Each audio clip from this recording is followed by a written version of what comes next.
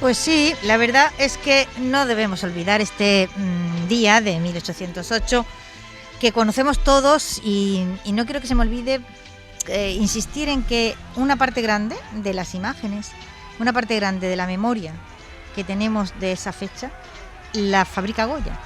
Es decir, es el resultado de unos cuadros absolutamente impresionantes. Que Goya pintó a partir de los sucesos de ese 2 de mayo y luego del 3 de mayo, que están en el Prado y que cuando uno los ve, aunque no los hayas visto en el Prado, aunque los hayas visto en un libro de texto, aunque lo hayas visto donde lo hayas visto, esos cuadros no se te olvidan jamás, ¿no? Hay, no sé, ciertas discusiones sobre si realmente Goya estaba allí y los vio y vio aquellas cosas o está recreando lo que le contaron, ¿no? Pero sea cierto que lo vio o no lo viese y si está pintando aquello que le ha sido narrado por otros, el hecho es que supo plasmarlos en la tela con una maestría absolutamente extraordinaria. Esos cuadros son parte de nuestra historia y parte de nuestra memoria en imágenes, ¿no? ¿Todo comenzó en Fontainebleau o como un año antes, más o menos, o cómo va la cosa? Bueno, todo empezó realmente en Fontainebleau, no. Todo empezó muchísimo tiempo antes, es decir, lo digo por España, el tratado que al final permitió venir que las permitió tropas, que las tropas francesas supuestamente atravesaran la península. A ver, oficialmente, en el contexto de la expansión napoleónica, realmente las dos potencias que chocan y se enfrentan son Inglaterra y Francia. Claro. Y entonces solo los ingleses, como siempre, se han opuesto a la potencia hegemónica francesa con éxito. Y en este momento es importantísimo para los franceses, en su proyecto expansionista para Napoleón, cortar las bases de aprovisionamiento inglesas que están en Portugal. Y entonces considera que mientras no pueda hacer efectivo real el bloqueo sobre, gran aspiración siempre, bloquear la isla, ¿no? El bloqueo sobre Inglaterra, no va a ganar la guerra de ninguna de las formas. Y entonces necesita el control de Portugal para impedir la llegada de productos a Inglaterra. Y para llegar a Portugal tiene que atravesar España. Y para llegar a Portugal tiene que atravesar España. Entonces hasta ahí pareciera que pudiera ser que siendo España aliada de Francia se permitieran tales cosas. España en realidad no era aliada de Francia. España llevaba muchísimo tiempo con su política exterior absolutamente subordinada a la política francesa, a la política de los Borbones franceses, a través de los tratados de familia. No es realmente extraño el hecho de que la enorme España, el enorme imperio español, tan grande, hubiese terminado siendo una potencia subordinada a Francia, que era mucho más pequeña. Pero choca. Choca, pero es así. Estamos hablando de 1807, que fue el Tratado de Fontainebleau. Estamos hablando de una España que todavía mantenía una importante presencia mundial, ¿no? Sí, pero la realidad es esta, ¿entiendes? Los Borbones españoles mantuvieron siempre una política de subordinación con respecto a los Borbones franceses. Entonces, no es nada extraño que se firme el Tratado de Fontainebleau. Pero el hecho es que en el momento en que se produce este levantamiento, el 2 de mayo, ahora hablaremos de la mañana aquella y cómo se desencadena el levantamiento, hay en territorio español, se calcula, del orden de 65.000 soldados. Es decir, la presencia muy visible de soldados franceses en las principales ciudades, en todas partes, estaba provocando una inquietud enorme de la población, que recibía, por una parte, del gobierno y de las instancias oficiales, un mensaje que chocaba completamente con lo que ellos estaban viendo de una manera evidente. Para ¿no? quien quiera visualizar eso de manera popular, pues que recuerde la serie Curro Jiménez o Carmen, la ópera, o tantas otras relatos, ¿no? Que tenía ese ambiente del que habla ahora mismo. Exactamente, ese ambiente realmente de ocupación, ¿no?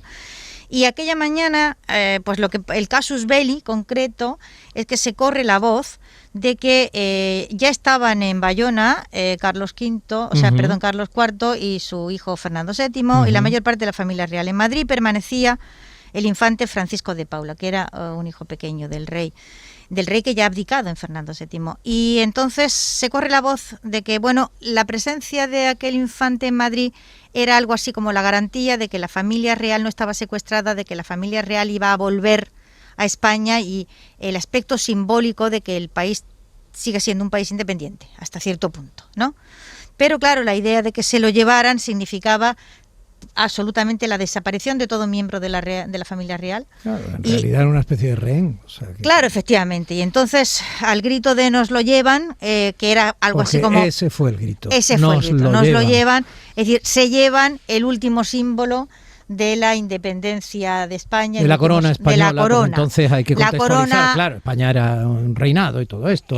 La corona había entregado la cuchara y todo lo entregable hacía ya muchísimo claro. tiempo, solo que la mayor parte de la población no era consciente de los niveles de abyección y de miseria a que había llegado la familia real española y con ella una parte importantísima de nuestras élites y de los miembros destacados de la corona. La corona española era deplorable, pero era española. Entonces, con esos sentimientos encontrados, pero patrióticos, se montó el circo. Claro, es que tienes que entender que para la mayor parte de la población era incomprensible que el rey de España hincara las rodillas delante de Napoleón. Eso era algo que no se lo podían ni imaginar. O sea, se podían imaginar que estaba siendo secuestrado, se podían imaginar que estaba siendo violentado, eso era comprensible, pero que voluntariamente se entregase el país de esa forma a una potencia extranjera era algo que no se podía encajar y que de hecho no se encajó durante muchísimo tiempo. Eso te iba a decir, ¿no? No se encajó y se lió. No se encajó y se lió, efectivamente. Entonces hubo una revuelta popular que fue, ¿cómo te diría yo?, de abajo arriba, es decir, en los barrios, en las calles, se luchó hasta con las agujas de coser, quiero decir, población que no tenía armas ni tenía preparación, atacó a los soldados de Napoleón que estaban dentro de Madrid y se produjo un choque. Murat no era idiota, no había... Murat es un nombre fundamental, hubo algunos nombres tanto del pueblo que han generado hasta leyenda como del propio ejército, etcétera, ¿no?, que fueron fundamentales. Murat es uno de ellos. Murat es uno de estos hombres esenciales en aquel contexto y entonces tiene una parte de sus soldados fuera de Madrid, o sea, no ha cometido el error que ningún militar competente lo hubiera cometido, de meter a todos sus soldados dentro de la capital. Son estos soldados que están dentro de la capital los que son atacados por la población. Claro. Los que veían. Y claro, no, que Murat hace una maniobra envolvente muy inteligente, que consistió en cercar, impedir las huidas por los puntos esenciales y desde dentro luchando los que dentro estaban y desde fuera cercando y acotando por calles y barrios y plazas a la gente que peleaba contra aquellos soldados de cualquier manera, provocó una verdadera masacre, ¿no? Y en esa lucha desigual absolutamente, pues surgieron grandes héroes populares. En esa lucha estuvo mi admirado Muñoz Torrero, luego padre de la Constitución de 1812, como, pues yo qué sé, como Manuela Malasaña, por ejemplo, ¿no? Y un personaje alucinante. Un personaje alucinante. Manuela Fue Malasaña. Una de las características de la... Que sepan que el barrio de Malasaña en Madrid está dedicado a ella. Sí, efectivamente, lleva su nombre, por eso fue fusilada sin más, aunque no se sabe exactamente cómo llegó a ser fusilada, pero el hecho es que, bueno, pues en una esquina y para adelante, ¿no? Como murieron tantísima gente. Pero es muy interesante. Manuela era mujer, lo mismo que Agustina Aragón fue mujer, etcétera. O sea, es curioso, en un mundo Hubo donde grandes evidentemente guerrilleras. La mujer no se podía incorporar al ejército, ya sabemos perfectamente cómo era la desigualdad en derechos y deberes en aquel contexto histórico, moral, cultural, etcétera, y político.